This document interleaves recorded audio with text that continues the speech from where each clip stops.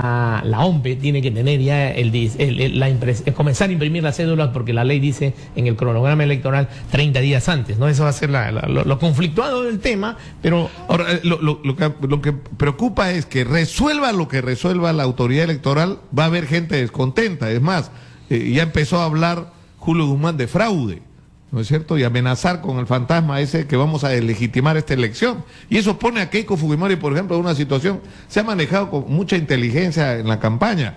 Muchos fujimoristas llaman y se quejan, oigan, ¿por qué no entrevistan a Keiko? Porque no quiere salir, sale cuando le conviene, habla un ratito, de ahí ya no la vuelves a escuchar más hasta 2 semanas después. Pero, ¿qué va a pasar con Keiko Fujimori? Si va Guzmán, corre el riesgo de tener al único candidato que le podría ganar. Pero si no va Guzmán, puede tener el estigma de que estas elecciones han excluido a un candidato y gente que pretenda cuestionar la legitimidad de su elección. Es bien complicada la situación. A ver, en el primer aspecto de tu comentario, el sistema electoral en efecto ha tenido estas marchas y contramarchas, específicamente el jurado electoral especial, que hace 10 días en vez de esperar a su superior jerárquico se adelantó a pronunciarse y hoy ha retrocedido sobre sus pasos. Eso va a generar controversia, resuélvase como se resuelve, ciertamente, porque hay presiones de carácter también social y político, legítimas quizás, pero las que no son legítimas o legales, más allá de la apelación de todo lo que ha ofrecido el señor Guzmán, es decir, a otras instancias, al Tribunal Constitucional, al Poder Judicial, a la Corte Interamericana, cosas que no funcionan, porque en materia electoral estamos ante un proceso que tiene sus etapas, estas precluyen, son perentorias y el tema es expeditivo. ¿Le funcionará? La apelación tendrá derecho al uso de la palabra, habrá la audiencia, argumentarán ambas partes sus fundamentos, se discutirá el hecho de que si en efecto se ha generado, se ha tomado una causal de tacha o se ha ido más bien a ampliar el tema de la democracia interna, que en el mismo reglamento está previsto, más allá de las causales que están en la ley, el propio Jurado Electoral Especial y Jurado Nacional de Elecciones podrían revisar esto. Muy bien, lo han hecho y estamos ante esa disyuntiva que el Jurado Nacional de Elecciones debe resolver en 5 días naturales después de recibido el expediente, y tendrá todavía el recurso extraordinario, que ayer el asesor legal de Guzmán dijo vamos a ir al recurso extraordinario en esa posibilidad. Y entonces, resolviéndose de una forma u otra, a mí me parece que esos 20 puntos aproximadamente que entre Guzmán y Acuña se suman, que es una quinta parte del electorado, generará pues obviamente una revolución o una reforma de la intención de voto en estos últimos 20 días. Y por otro lado, y en la última parte de tu comentario, a mí me parece que Keiko está actuando inteligentemente en esta oportunidad, muy preparada, muy bien aleccionada, no se mete en estos temas cuando no le conviene y habla estrictamente lo necesario. De modo que... Ahora, lo que está claro es que para los otros, a diferencia de Keiko, que lo que debe estar pensando ella y su equipo es, si va Guzmán, eso nos quita cualquier tipo de discusión, de repente nos gana, ¿no? Nos hace pero si no va, de repente es peor. Ahora, para todos los otros, el mejor escenario es que no esté Guzmán.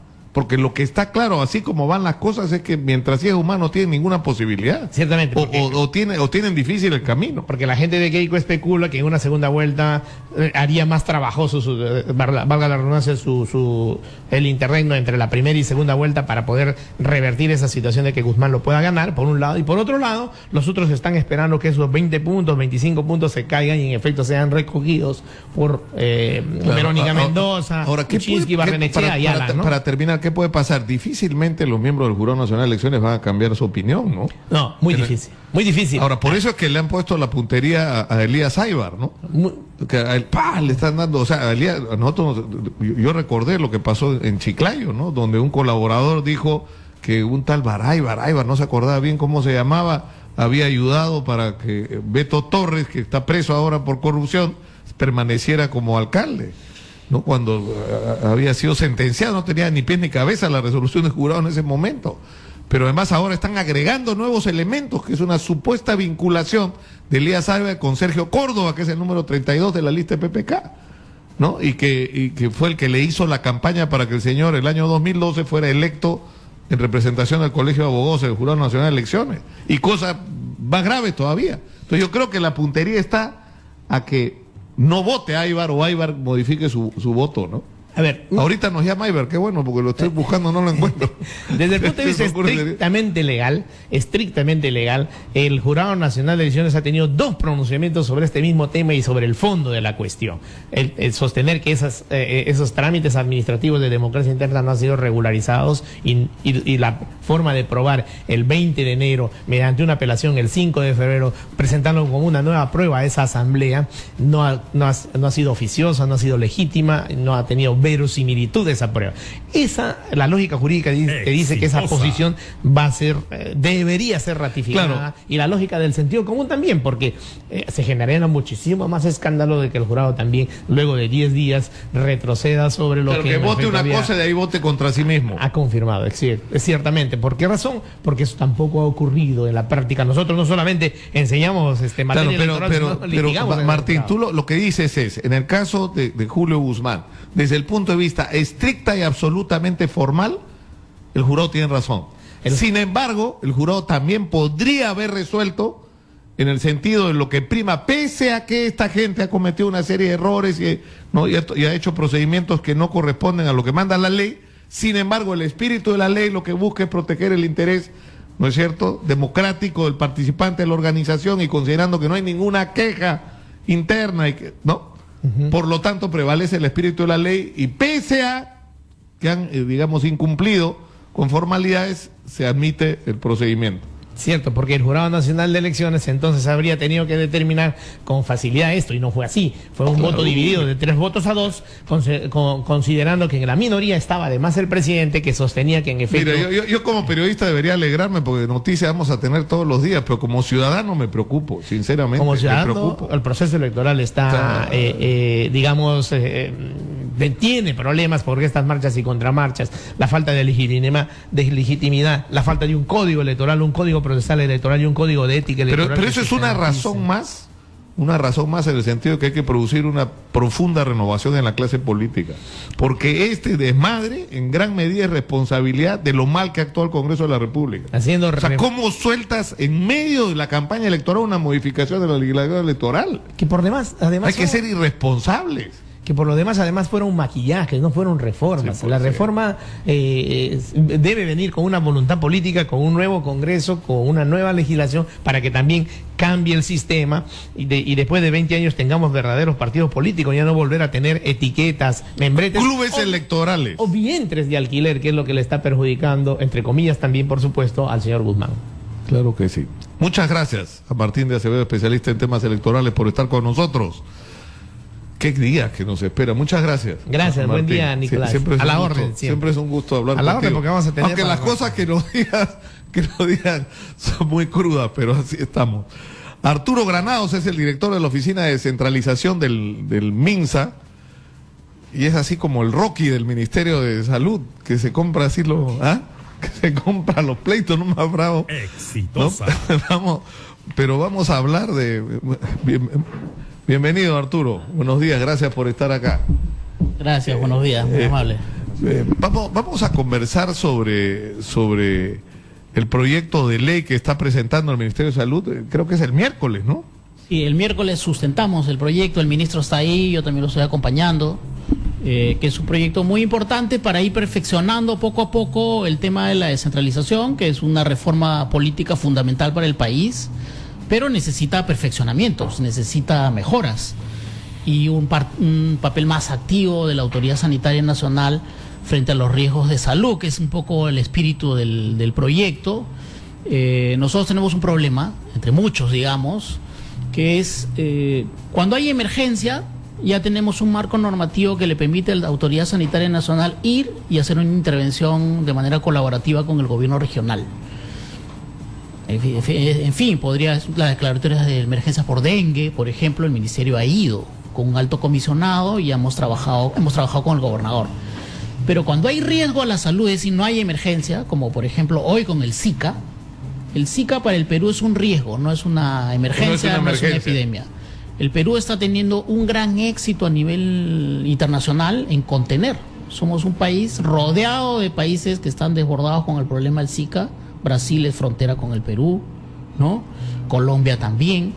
Y sin embargo el Perú tiene una protección producto del trabajo que hemos hecho en los últimos años. Entonces el Zika es un riesgo, no es una epidemia, no es una emergencia.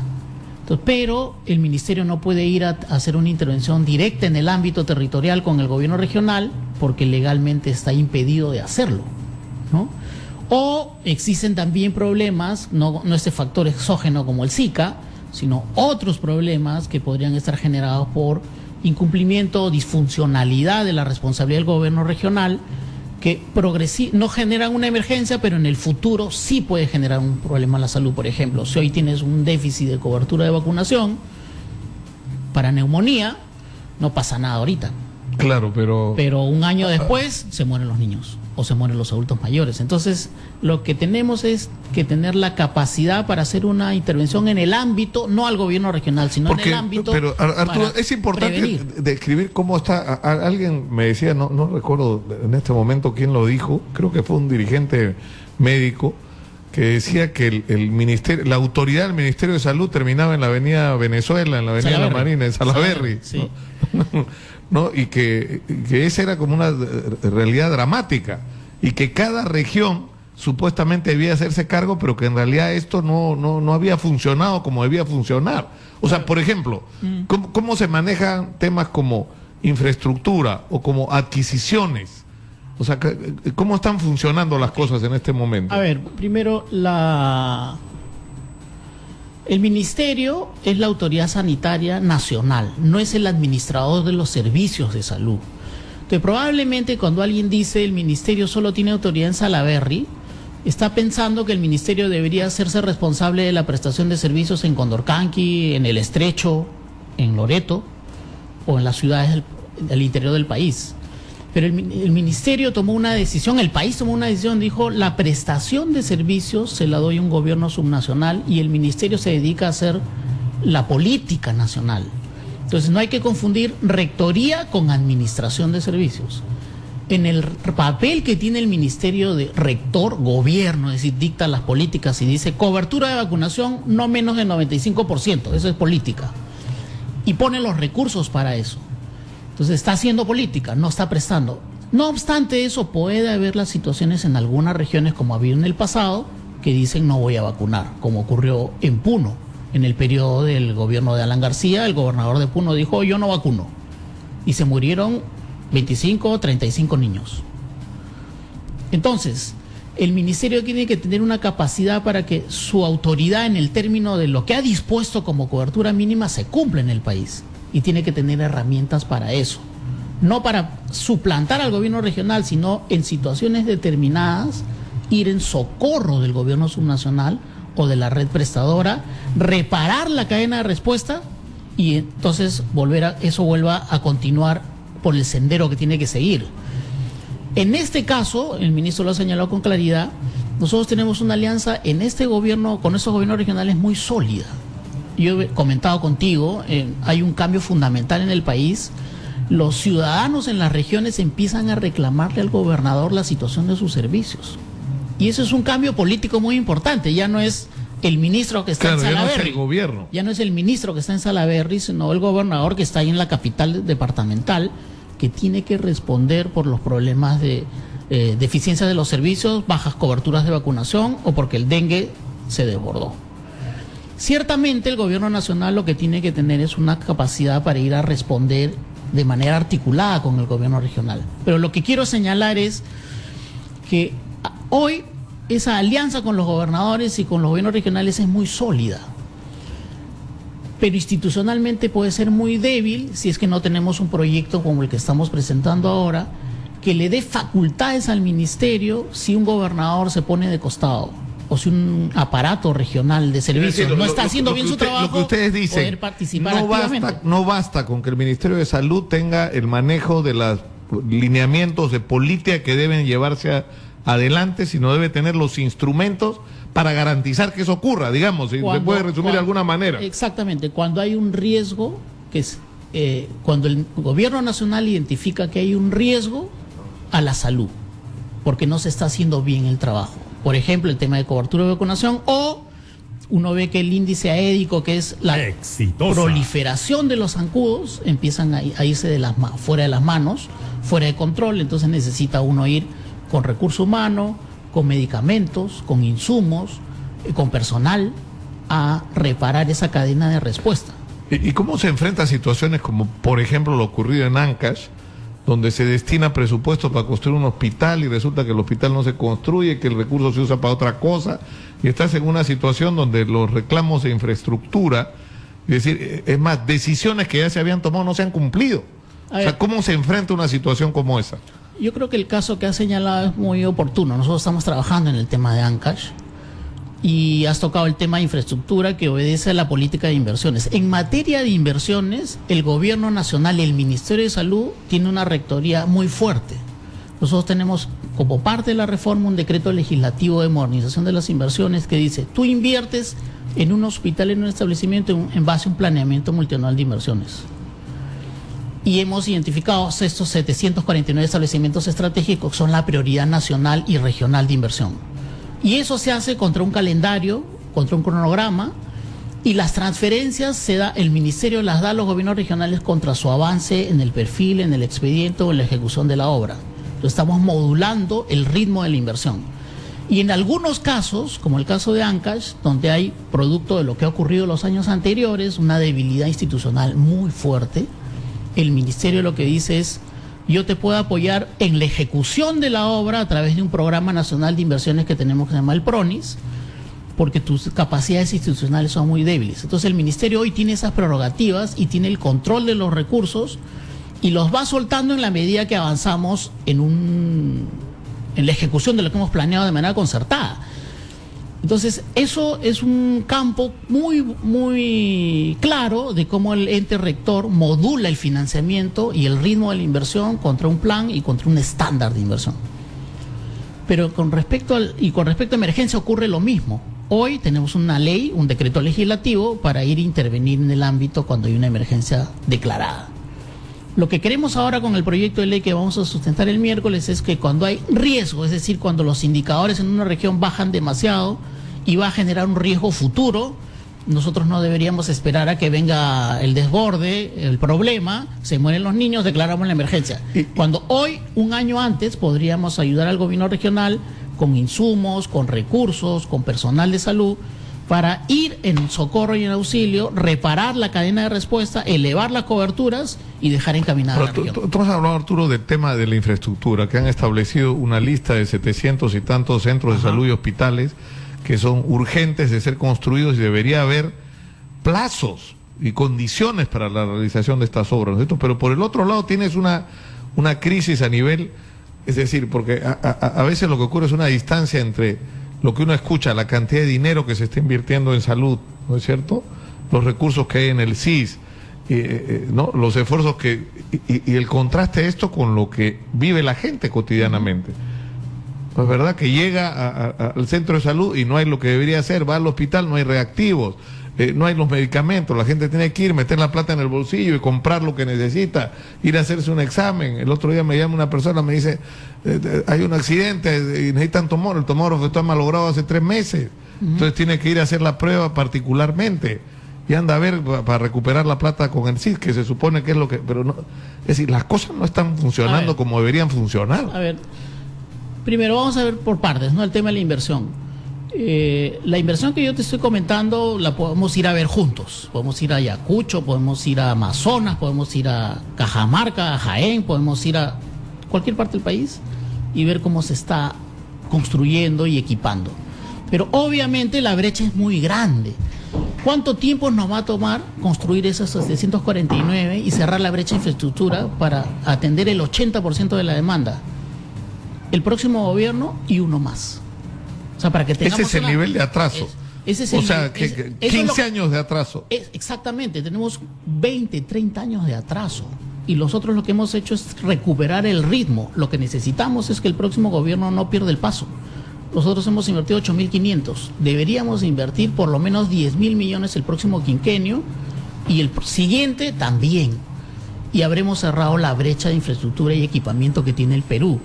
Pero por eso es que se expresan esas necesidades. Si tú das más protección, lo conversamos la vez pasada, ¿no? Más gente tiene CIS, por lo tanto hay una presión más grande sobre la oferta de servicios. Pero estamos en ese camino. Y luego, solo para comentártelo, el CIS, cada vez es más gente la que está satisfecha y conforme con la cobertura financiera que el seguro le da, ¿no? Ciertamente hay un montón de problemas que tienen que ver con la forma en la que se gestionan los servicios, sobre los cuales nosotros estamos trabajando con los gobiernos regionales, para en algunos casos también tener figuras de tercerización de los servicios generales, lavandería, la alimentación, los laboratorios, que son las cosas que van pegadas al servicio para que los gestores de los hospitales estén más preocupados en atender que en comprar insumos, pagarle la vigilancia.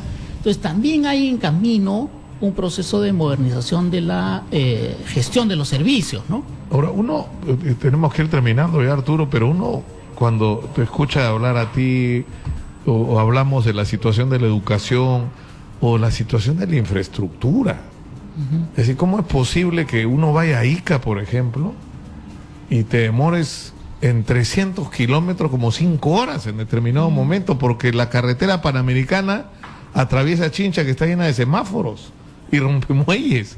Es una cosa insólita. O sea, ¿cómo es posible que el Perú haya tenido una política económica que es celebrada en el mundo entero, que haya sido una política de estabilidad, que es más, hayamos tenido un crecimiento sostenido? Ayer Alfredo Barnechea me decía que no hemos tenido un ciclo, es un super ciclo de crecimiento económico, donde el dinero ha sobrado y donde a la hora que te volteas a mirar cómo está la educación, la infraestructura, la seguridad y la salud, estamos hasta el perno. Es decir, hemos perdido años. Y la pregunta que uno se hace es, ¿dónde estaba la gente que tenía que dirigir este país? A ver, y hacer lo que había que hacer. Sé que tenemos ya poco tiempo, pero lo que yo te puedo decir en el caso del sector donde estamos nosotros, en salud, es, nosotros tuvimos un problema en los años anteriores, que es, el país creció y entonces empezamos a meter recursos en una cañería así. Y necesitamos tener una cañería así de gruesa para introducir esos recursos y fluyan y se generen las mejoras que queremos. Nos ha costado trabajo simplificar los proyectos de inversión, estandarizar los patrones con los cuales hacemos la inversión, concertar con los gobiernos regionales, definir dónde hay que invertir, de qué tamaño son los servicios, en qué lugar del territorio tiene que estar. Esa tarea está hecha. Y hoy hemos agarrado un ritmo importante en la ejecución de la inversión. A mí me encantaría, hagamos un programa en alguna región, visitemos los servicios, para que también se vea el otro lado de las cosas que empiezan a caminar. Y estamos la tarea ahora es ponerle equipos y gente a esos servicios, y también una modernización, porque no debemos manejar los hospitales como antes. Estamos trabajando un modelo de hospitales del Bicentenario, que es una modernización de la atención en la unidad de infraestructura y equipamiento. Pero bueno, solo para cerrar, porque sé que tenemos tiempo corto, este proyecto, volviendo al proyecto, digamos, es muy importante porque le da al ministerio y también a los gobiernos regionales la posibilidad de que la entidad nacional pueda ir a socorrerlos y apoyarlos cuando necesitan, porque hay un riesgo a la salud. El ministerio necesita esas facultades para poder cerrar el círculo de la capacidad del gobierno nacional de ir en apoyo a los gobiernos regionales y mejorar la atención a los ciudadanos. Muchas gracias, Arturo Granados, representante del Ministerio de Salud, por estar con nosotros esta mañana. Muy gentil. Vamos a ir a la pausa. Esto es Radio Exitosa. Estamos en el 95.5 de la FM. Va a estar Carlos Magno Salcedo con nosotros, ¿no? ¿O quién va a venir? Rodolfo Pérez, me dicen. Sí, vamos a hablar de qué es lo que va a ocurrir con el tema de Guzmán. ¿A qué hora tienen? Me parece que tienen hasta las 4 de la tarde para presentar el recurso de apelación. Y vamos a estar también con Cristian Salas, ex procurador anticorrupción, y vamos a hablar de todos los efectos que va a tener el escándalo de Lavallato, ¿no? Y la citación que acá se está haciendo ya para que el señor Luis Fabre venga a declarar. ¿Y quién más? ¿Qué más tenemos, Gisela? Edwin Donaire, de Acuña, de César Acuña, va a venir acá a hablar cómo van a enfrentar ellos su propia situación. Volvemos con todo esto y con más.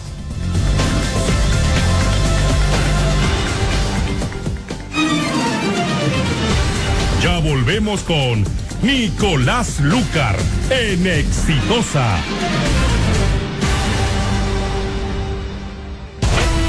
Las 24 horas responde Radio Exitosa.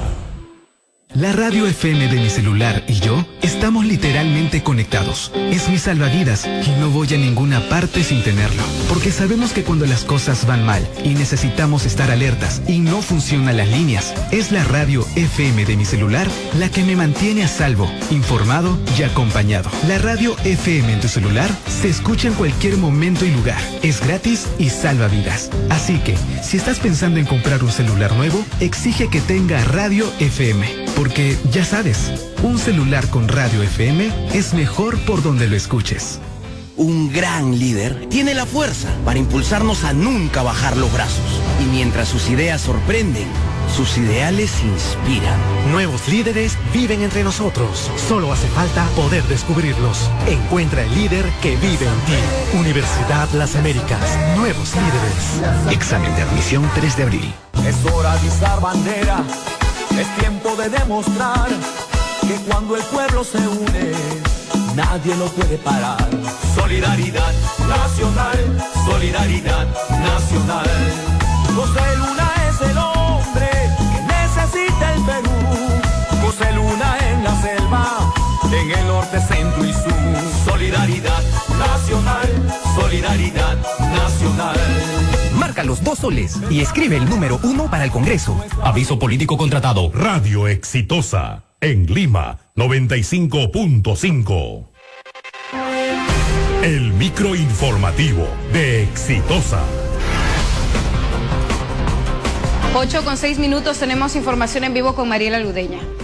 Gracias, buenos días, información en vivo, cuadra 4 de la avenida Petit Suazo, aquí en Santa Beatriz, donde la Municipalidad de Lima, a través de la Gerencia de Transporte Urbano, va a realizar un operativo para capturar a las scooters que brindan el servicio de transporte público de pasajeros sin autorización. Vamos a conversar con el gerente de fiscalización de la Municipalidad de Lima, el señor Eduardo Sterling, iniciando esta mañana este operativo importante. Buenos días. Muy buenos días. Estamos acá en Petit Suazo, cuadra 4, capturando en este caso, vehículos informales que no tienen autorización. Estamos llevando ya 3 al depósito municipal. La multa es 15.800 soles. Los pasajeros no saben eso, lamentablemente, y esos carros no tienen autorización de nada. Tenemos que retirarlo de las pistas y dejar que las empresas formales sean las que transporten al personal. ¿Cuántos fiscalizadores están presentes acá? Estamos trabajando con 16 fiscalizadores. Aún no tenemos a la policía, lamentablemente. No están. Siempre antes, el año pasado, trabajamos a partir de las 10:30 de la mañana. Ahora tenemos el problema policial, pero igual, nosotros seguimos trabajando con lo que tenemos. ¿Qué tipo de documentación se le está pidiendo a los conductores? Se le pide la autorización, la credencial, el brevete.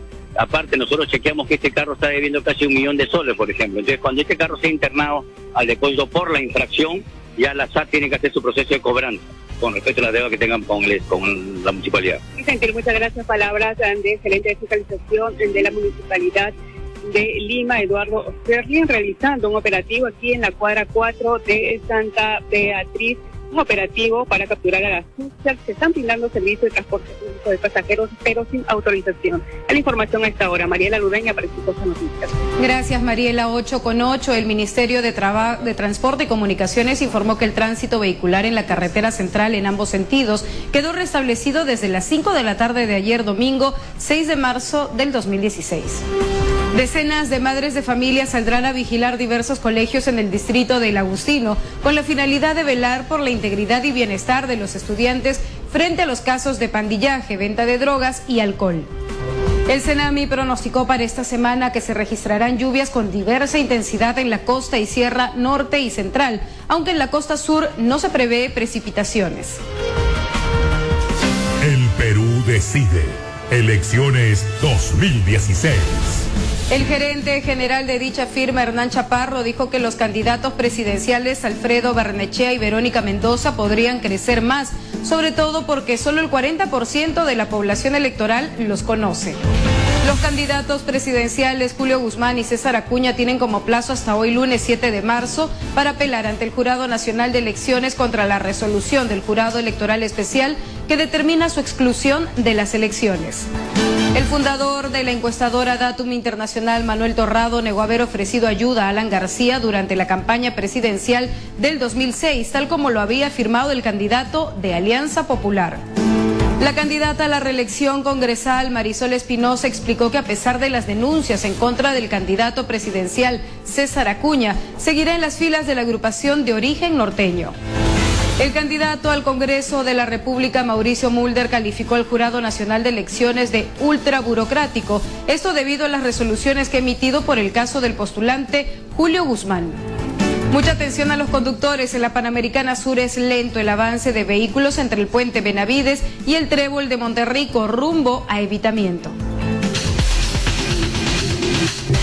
La vida está llena de alegría y felicidad. Sin embargo, una emergencia puede cambiarlo todo. Clínica San Pablo cuenta con el mejor staff de médicos especialistas en emergencias, con experiencia para enfrentar ese momento inesperado. Desde 1991, cuidando a la familia peruana. Clínica San Pablo, 25 años en tu corazón.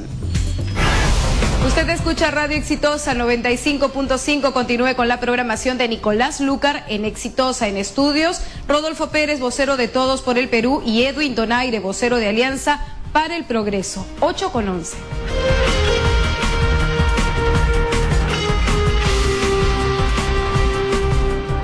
Radio Exitosa en Lima 95.5. Continuamos con Nicolás Lúcar en Exitosa. El Perú decide. Elecciones 2016.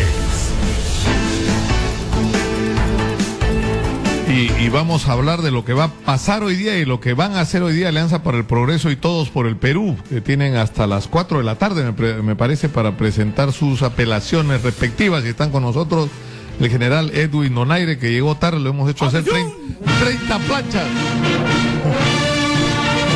¿Ya puedo hablar todavía, don Nicolás? Todavía no está usted autorizado, todavía está sometido usted a ¿Ya estoy en el rigor. aire? ¿Ya estoy en el aire o no? Ya está en el aire. Bueno, voy a hacerme mis 20 planchas. Ya.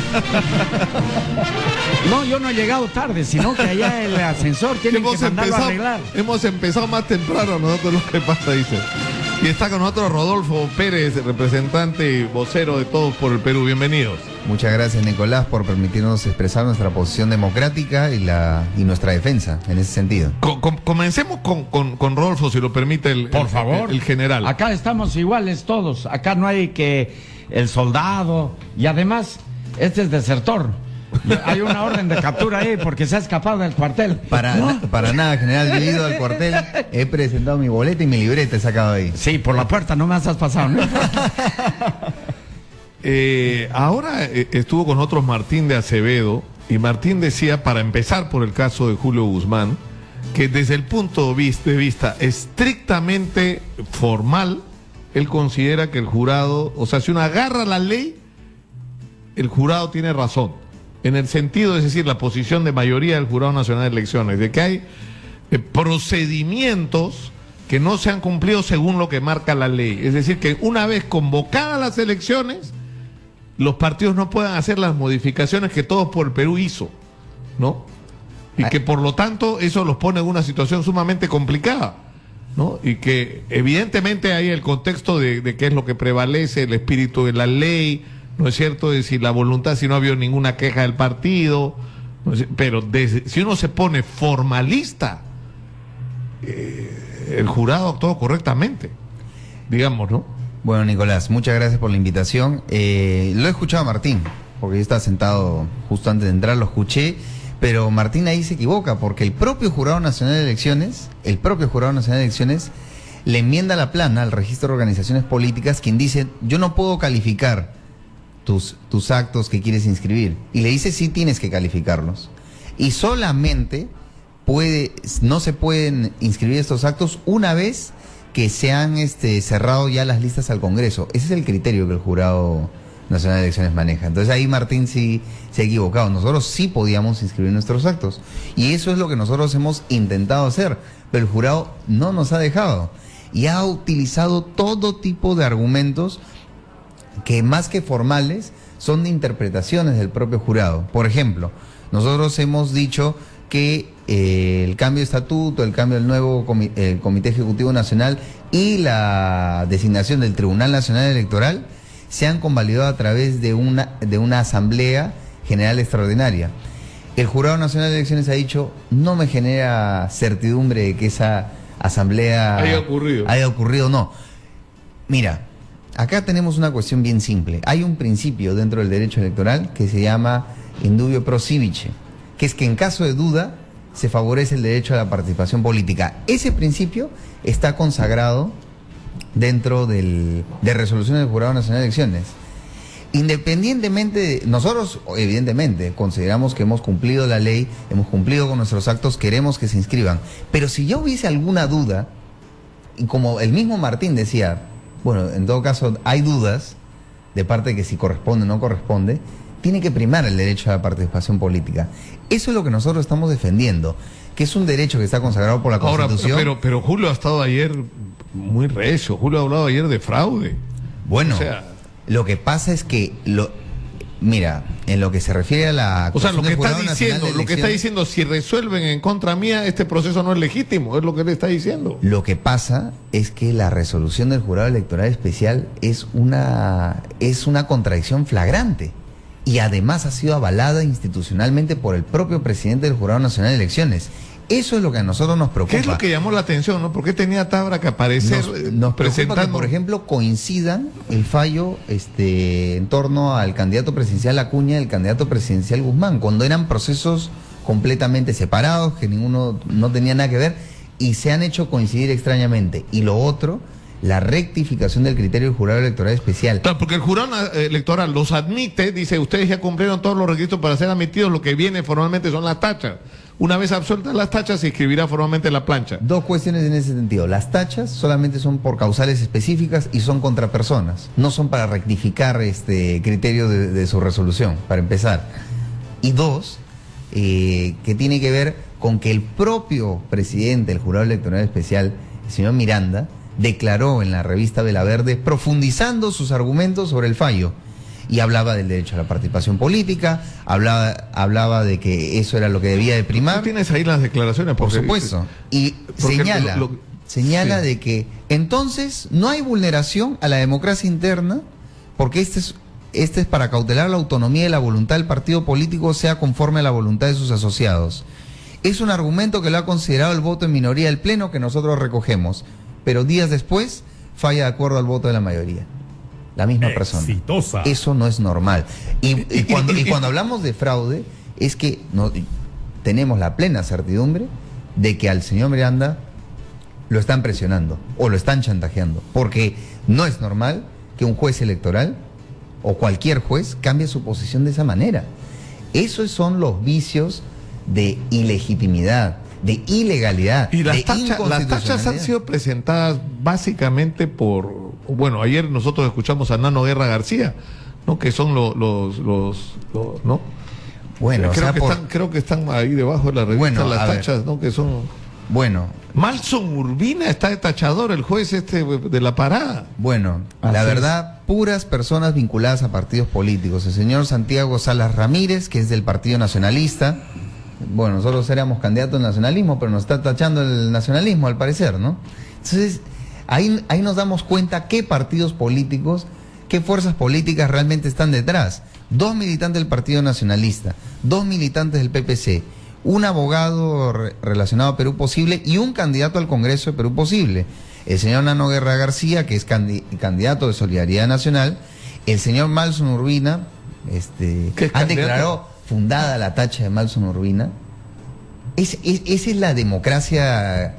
O sea, así se están bajando una candidatura que está en el segundo lugar, declarando fundada la tacha de Malson Urbina, que es una completa vergüenza.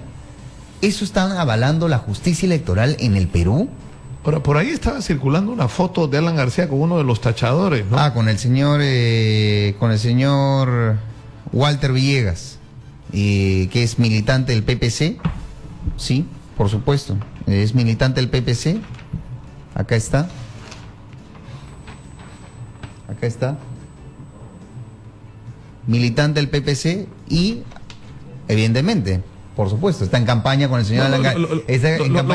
Lo que está claro es que hay partidos que tienen la convicción de que si Julio Guzmán está en la cancha están fregados. Simplemente no tienen ninguna posibilidad de aspirar a pasar a la segunda vuelta. Y que quieren bajárselo de cualquier manera. Hay otro señor, el señor Antonio del Castillo Miranda, es hermano de la señora Ruth del Castillo Miranda, que es candidata al Parlamento Andino por PPK. Y el señor es simpatizante, confeso, de PPK. Y el señor PPK dijo, no, bueno, yo no me voy a meter en el tema del jurado. Que no. El señor es un mentiroso, porque se está metiendo, está a través de un tercero, obviamente, porque no se quieren ensuciar las manos públicamente. Ellos, ante los medios, dicen, no, el señor Julio Guzmán se victimizan del jurado, no superemos el tema del jurado, pero mandan a terceros y les pagan, porque las tachas cuestan 4.000 soles, y se están gastando 40.000 soles en bajarse a Julio Guzmán, y ya pues, pero hace un momento dije, justo estaban conversando con Manuel, que decían que se debía hacer una audiencia pública, en buena hora que sea una audiencia pública y que la población sepa qué partidos políticos están detrás de esto. Porque acá hay una aquelarre y una componenda. O sea que lo que decía Martín Acevedo, que el procedimiento que viene es que ustedes presentan su apelación e inmediatamente ustedes piden el derecho a hablar, y que hablen los que están presentando las tachas. Pero por supuesto, que hablen y que la audiencia pública, y que la población sepa quiénes son, sepa qué partidos políticos están detrás, porque esto es una vergüenza. No puede ser, y es fraude, y decimos que es fraude, cuando los partidos políticos se ponen de acuerdo para sacar a otro. Eso es lo que nosotros cuestionamos. ¿Qué dice Donaire? Que tiene una situación diferente, ¿no? No. Al revés. Acá Rodolfo quiere hablarme en latín, ya con su, ¿cómo es? Omnium vincem. Indubio pro civice. Ya, indubio. Ya, ahora yo te voy a hablar en quechua, ¿ya? A ver, miren, yo voy a dar un término jurídico que se llama la epiqueia, que coincidimos. ¿Qué significa la epiqueia? Que cuando las leyes no son muy claras o perfectas, dejan lugar al discernimiento, al criterio y al sentido común de los que deciden. Eso se llama la epiqueia. ¿Y qué significa, don Nicolás? Si la ley, yo tengo la alternativa entre escoger lo legal y entre lo correcto y lo bueno, cualquier persona humana, porque hay personas espirituales también, tienen la propuesta o la alternativa de escoger y elegir lo bueno y lo correcto. Si hay cierto conflicto entre lo legal, pero ¿cómo se aplica esto en el caso de César Acuña, donde él reconoce, yo he dado los 10.000. He dado los 10.000. Ya, pero da dos argumentos. Uno, todavía no soy candidato, entonces no me puede decir que el candidato a repartir porque todavía no estoy inscrito como candidato. Así es. Y lo segundo, no me pueden aplicar la ley anterior porque no es retroactiva. Claro, porque y es similar a lo que dice Rodolfo, porque mi posición y de Alianza para el Progreso es que todos participemos en esta contienda, y al final, ¿por qué tanto miedo? Si al final el pueblo es el que decide. Segundo, acá el Jurado Nacional de Elecciones o las instancias que les corresponden, de verdad, que me disculpen, o son estúpidos, o son incapaces, son ineficientes, o demuestran total ignorancia, porque un día dicen una cosa o al otro día dicen. ¿Qué es lo que pasa, don Nicolás? Estos golpes bajos a todos por el Perú y Alianza para el Progreso lo golpean por aquí y por allá, y es indiferente estas instituciones a estos golpes bajos que superan los 10.000 soles del muro de contención o de los 5.000 soles por dar a un discapacitado, en la cual se mueven, como dice Rodolfo, millones o cientos de millones o cientos de miles de dólares que están detrás, papá. Pero ¿cómo? No me cite ahí, por favor. Que están detrás. La de plata como cancha está criticando a gente que... Está bien, no, vayamos. Nosotros no tenemos plata como cancha. Que están detrás los partidos políticos.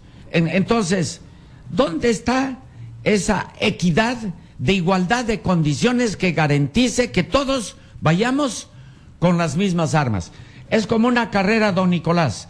Si los caballos están en la partida de una carrera y al caballo de Guzmán y el caballo de Alianza para el Progreso lo golpeas en las patas y todavía durante la carrera le pones obstáculos, acá no está garantizando el Jurado Nacional o las instituciones transparencia que esta contienda sea en igual de condiciones, ¿no? Pero Edwin, mire lo que ha pasado.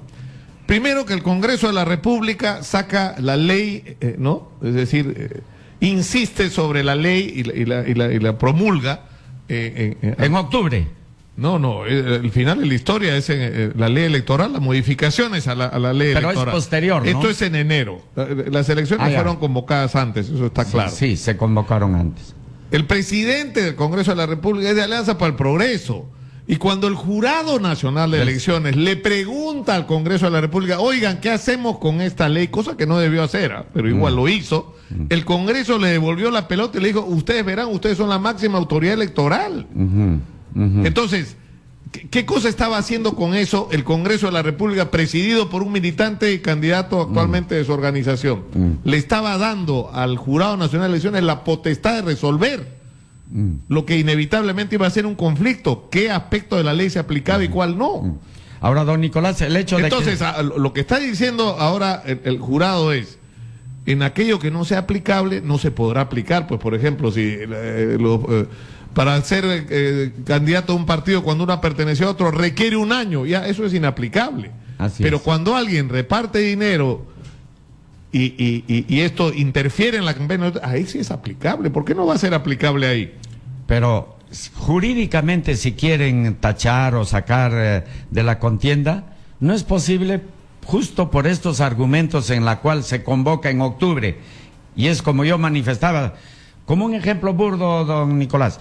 Si en un primer tiempo en fulbito yo digo, el gol vale dentro del área, y en el segundo tiempo dices, no, el gol ya vale de cualquier parte, entonces no le pueden cambiar las reglas de juego. Y segundo, el hecho de que sea presidente del Congreso, él tiene que mantener una posición imparcial, no puede torcerse por el misma investidura que tiene, uno, y segundo, no es lo que él diga, sino lo que diga el populorum, el quórum del Congreso, ¿no? Él no puede ser tan dictatorial o autoritario decir y interpretar la ley de esta manera. Creo que, en resumidas cuentas, don Nicolás, de verdad, si nosotros y las autoridades actuaran con sabiduría, que todos entren al final.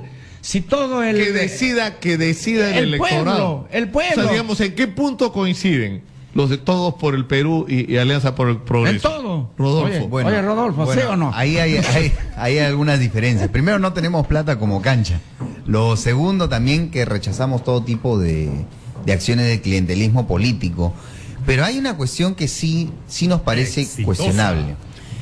Si tú vas a retirar un candidato por clientelismo político o por la aplicación de la norma, que sea en igualdad de condiciones, porque hay otros candidatos que están haciendo lo mismo y no están siendo sancionados. Como por ejemplo, bueno, el señor José Luna en Solidaridad Nacional y el fujimorismo. El fujimorismo está haciendo eso. Y hay videos, fotos y... Claro, porque hasta ahora no se sobre eso está llamando la atención insistentemente Fernando Tuesta Soldevilla, que dice que la ley es un poco absurda, porque tú no puedes penalizar igual a una persona que regala una mochila que puede costar 25 soles y ya estás violando la ley, que alguien que regala 10.000, 20.000 o 30.000. O sea, no puede ser. Lo que pasa es que se está cumpliendo ese viejo precepto de las dictaduras de que para mis amigos todo, para mis enemigos la ley. La ley. Y la ley, que ni siquiera es la ley, sino la interpretación de la ley que se da. ¿Qué debería ocurrir? Ustedes presentan, porque ninguno de los dos ha presentado todavía hoy día nosotros se va a presentar esos argumentos en las cuales hay una fecha de convocatoria y que después ponen las dispositivos y tienen que reconocer el jurado que ha cometido los errores. Cuando las leyes son ambiguas, no son precisas, la única y exclusiva responsabilidad de todo esto no debe recaer ni en Guzmán, ni en Acuña, ni nada, sino única y exclusivamente aquellos que han hecho y se han retrasado en dar unas normas precisas por la cual todos debemos regirnos. Segundo, hoy día vamos a hacer una vigilia, ¿no? Pero no como una forma de presionar, sino como una forma de expresar nuestra... ¿Y dónde va a ser la vigilia? Frente al Jurado Nacional de Elecciones, y mañana vamos a hacer una gran concentración, ¿no? Con todos los simpatizantes, ¿no? Y por eso yo invito en esta oportunidad a toda la población, y también a ti, Rodolfo, te voy a dar mi polo de Alianza para el Progreso y tú me das el tuyo ya para sí. Unirnos hacemos en cambio hacemos cambio de camiseta en esta lucha. Sí, pero cambio de eso nomás, no de sexo, por si acaso. No, ya, por supuesto que no. Entonces, no se emociones, general. Y ustedes en Todos por el Perú van a convocar, están convocando, entiendo, hoy día una manifestación. Nosotros hemos convocado un meeting a nivel nacional por la democracia en la Plaza San Martín el día de hoy, a partir de las 6 de la tarde. Convocamos a toda la ciudadanía, porque esta situación sí merece ya un pronunciamiento. No puede ser que la justicia electoral se contradiga de esta manera. No puede ser que la justicia electoral aplique las normas de manera arbitraria, de manera selectiva a los partidos políticos. No puede ser que hayan partidos políticos que no van a pasar la valla electoral, que no tienen ningún respaldo ciudadano, y que esos partidos políticos corruptos se agarren de artimañas para bajarse a otro. Y lo más grave... lo que dijo ayer Julio... No, que no le pueden ganar, ese es el argumento. No nos pueden ganar no nos pueden ganar en la cancha y empiezan a ganar en la mesa y con trampa. Eso sí no lo vamos a permitir. Y lo más grave, Nicolás, acá hay muchos jóvenes que se han metido a hacer política en nuestro partido. Según la encuesta GFK, 25% de los jóvenes de 18 a 24 años respaldan a Julio Guzmán. Y yo tengo 30 años, son mucho menores que yo. Y yo doy fe que hay una generación de jóvenes extraordinaria haciendo política en nuestro partido. Y cerrar las puertas a ellos por este tipo de resoluciones, por este tipo de jueces, por este tipo de partidos políticos, es una vergüenza, es una injusticia, y va a quedar en la historia que están cerrándole la puerta a una generación. Ustedes lo que dicen es no permitir que Julio Guzmán participe en esta elección, y por lo tanto Todos por el Perú descalifica la legitimidad de esta elección. Por supuesto, es una herida de muerte a la democracia peruana, es una herida de muerte a la juventud peruana, es una herida de muerte a las libertades públicas. O sea, si ahora nos pasa esto a nosotros, ¿por qué no le va a pasar a otro partido político en su ejercicio de derecho a la participación política? Por ejemplo, ahora hay otros partidos políticos que están surgiendo. ¿Ustedes creen que no va a pasar eso con otros partidos políticos? No podemos ser tan inocentes. O sea, va a pasar. Y luego va a pasar con otros derechos. La libertad de prensa, la libertad de expresión. Cuando hay abuso de las instituciones, hay una cosa, y nosotros lo permitimos... Hay una cosa que es cierta. De ahí vienen otros abusos. Yo pensaba ayer en la situación complicada de Keiko Fujimori. O sea, tiene la posibilidad extraordinaria de ser la próxima presidenta del Perú. Pero tiene un tremendo problema. Que si todo este proceso se ve enturbiado... va a llegar con el estigma de la deslegitimación. Es decir, y eso es algo que no le conviene. O sea, claro, lo que más le conviene a Keiko Fujimori, en realidad, si uno lo mira en términos políticos, es que su eventual victoria electoral, que es la que todas las encuestas hasta ahora prevén, no quiero decir que vaya a ocurrir ni que lo desee, pero es lo que aparentemente va a ocurrir. A ella no le conviene que esto tenga ninguna... Ahora, el problema es que si deciden lo contrario, va a haber otros que se van a quejar. Mira, Nicolás, la historia del fujimorismo es una historia de llegar al poder de manera ilegítima. Yo no creo que les importe mucho hacerlo de esta manera en este momento. Y hay una historia de fraudes detrás del fujimorismo. Entonces, que ahora se repita, la verdad yo no creo que yo les... Ahora tenemos que terminar con... terminamos. Una opinión sabia de lo que ha dicho. Mire, y lo que dice don Nicolás y Rodolfo. Esto, si sacan a estos contendores, como en término militar, victoria pírrica, llena de vicios, en las cuales se va a ver oscurecido por decir esa victoria que pueda ser de Fujimori o de la señora Keiko. Es uno. Dos, don Nicolás y a Carlos. Mire, ¿cuánto nos hemos pasado acá? Media hora a hablar sobre estas cuestiones, que es lo poco quizá le pueda interesar al pueblo, que son las propuestas, ¿no? Y permítame cómo llega la calumnia, la difamación y la injuria, y usted se habrá enterado, y disculpe que yo aprovecho porque quiero defender mi honor. Mire, a mí me han sacado hace 3 días que Donaire también es el nuevo plagiador, ¿no? Este libro, El precio de la paz, lo ha plagiado el general Donaire y ha sacado su libro El silencio de los héroes, ¿no? Ya. Miren, ¿y quién ha escrito esto? Es un borrador de esto. Y en la primera página que se supone que Donaire ha plagiado, es mi libro. El precio de la paz. O sea que Donaire ha plagiado a Donaire. A Donaire, muy bien, es usted inteligente. Y lo último, papalindo, así como ayacuchano que soy, chaimanta manan con jacuy, churimaita runacimita, usted me entiende, italiano, guayjicuna, panicuna, amanan con jacuy, chichi, crimaita runacimita, ñoja, yanapacuseiki, jancuna, yanapacuay. Quiero hacer, porque tengo este compromiso, papá, toda la margen derecha del río Rímac, y esta es la propuesta, está sufriendo el más grande atropello de todas nuestras autoridades hace 20 años, en la cual obvian una resolución en la cual todos esos terrenos, desde la desembocadura en el Pacífico hasta Chosica, son dueños. La superintendencia debe pasar a la superintendencia de bienes nacionales para que sean adjudicados a los verdaderos propietarios, que es gente pobre, gente humilde. ¿Y qué es lo que ha pasado en esto?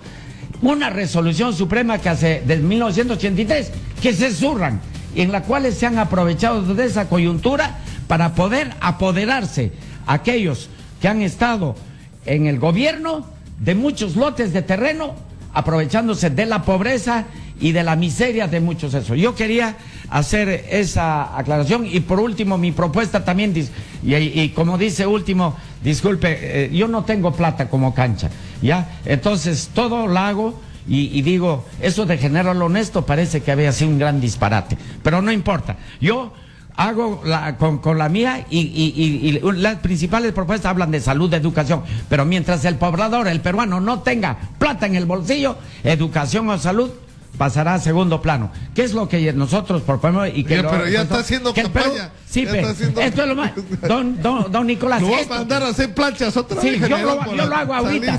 Pero esto es lo más importante, don Nicolás. ¿No le parece que me dijo, que no me dijo, eso que es la verdad. ley... En eso le doy razón. Deberíamos estar discutiendo cuáles son las propuestas para resolver los problemas del país. 3 meses que me dijo, que no me dijo, que me hizo esto, lo otro, que la ley no. Que el Perú deje de ser un país primario exportador, en la cual todas las empresas que son extractivas de nuestros recursos naturales se le tiene que imponer que un porcentaje quede acá en el Perú para darle un valor agregado, industrializar y hacer una transferencia tecnológica. Gracias, papá. Sí. A mí me gustaría cerrar una vez más invitando a toda la ciudadanía a este mitin por la democracia. Independientemente. Eso es hoy día 6 de la tarde, Plaza San Martín, ¿no? Así es, hoy día a las 6 de la tarde en la Plaza San Martín. Independientemente de la posición política que nosotros tengamos, esto es un tema ya de libertades públicas, es un tema de defender que las instituciones fallen de acuerdo a derecho, de acuerdo a su propia jurisprudencia, y finalmente es momento ya de apostar por opciones modernas. Tenemos que terminar, porque acá nos van a estar mirando con cara asesina en serie acá, y dice, no quiero ni mirar para allá, me están mirando con cara así de que en cualquier momento me matan. Muchas gracias a ambos y mucha suerte. Vamos a la pausa y en unos minutos regresamos con el ex procurador anticorrupción Cristian Salas para hablar de lo que se viene. Va a estar muy bravo esto, ¿eh? Dice que el mensaje que ha dado la gente del Ministerio Público en Brasil es: o los meten presos ustedes o los metemos presos nosotros, porque la investigación allá no va a parar. O sea que más nos vale hacer lo que nos toca. Regresamos.